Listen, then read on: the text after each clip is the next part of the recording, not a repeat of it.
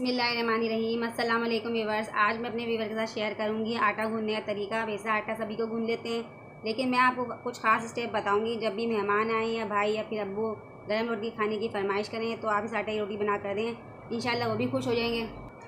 आपका गूंदा हुआ आटा जो कि आपने फ्रीज़ में रखा हुआ था, जब आप निकाल कर पकाएंगे तो ऐसे लगेगा कि आपने ताज़ा आटा गूंदा है। और ये ख़ास वीडियो उन बच्चियों के लिए रोटी बनाना सीखना चाहती हैं। सबसे मुश्किल काम किचन में रोटी बनाना और आटा गूंदना ही लगता है, तो ये ख़ास वीडियो उन्हीं के लिए है। तो चलिए आटा गूंदना स्टार्ट कर लेते हैं।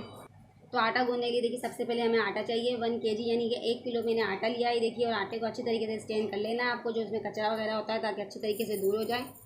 2 टेबल स्पून में डाल दूँगी। देखिए, इसके अंदर घी में ऐड किया हुआ। 1 से 1.5 चम्मच में इसमें नमक ऐड कर दूँगी। आधा चम्मच नमक और ऐड करेंगे।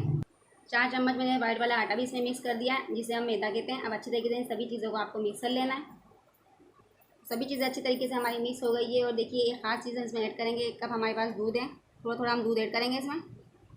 एक हाथ से हम थोड़ा थोड़ा दूध डालते जाएंगे, दूसरे हाथ से आटे को गूंथते जाएंगे।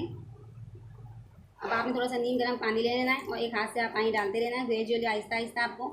और दूसरे हाथ से आपको आटा इस तरीके से गूंथना है। एकदम सारा पानी नहीं डालेंगे, वरना फिर आटा हमारा पतला हो जाएगा।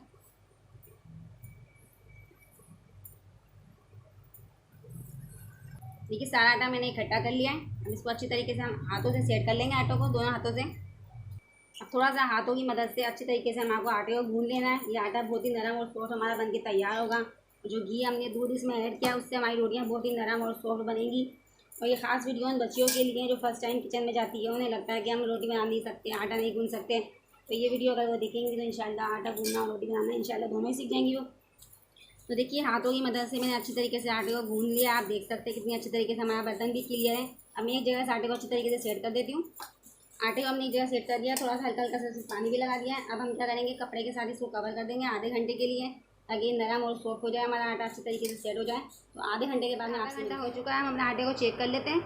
ये देखिए कितना सॉफ्ट हमारा आटा अच्छी तरीके से हो चुका है। एक दफ़ा हम उसे और गूंद लेते हैं। तो थोड़ा सा हाथों से अच्छी तरीके से हम आटे को गूंद लेते हैं। तो देखिए फ्रेंड, अच्छी तरीके से आटा गूंद चुका है, बहुत ही नरम और सॉफ्ट हो चुका है। इसको एक साइड में हम लगा देंगे आटे को अच्छी तरीके से। तो देखिए, आटा अच्छी तरीके से हमने सेट कर दिया। मैं आपको थोड़ा करीब लाके भी दिखा देती हूँ। देखिए कितना नरम और सॉफ्ट ये आटा हमारा सेट हुआ है। अगर आपको मेरी रेसिपी अच्छी लगती है, ज़रा सी भी या पसंद आती है, तो चैनल को ज़रूर सब्सक्राइब कीजिएगा। वीडियो को ज़्यादा से ज़्यादा लाइक एंड शेयर किया करें फैमिली एंड फ्रेंड के साथ, और कमेंट करके ज़रूर बताया करें कि आप लोगों को रेसिपी कैसी लगी है। आटा गूंदना इतना मुश्किल काम नहीं है, बहुत ही आसान काम है। तो चलिए अब हम मिलते हैं नेक्स्ट रेसिपी के साथ। अल्लाह हाफिज़।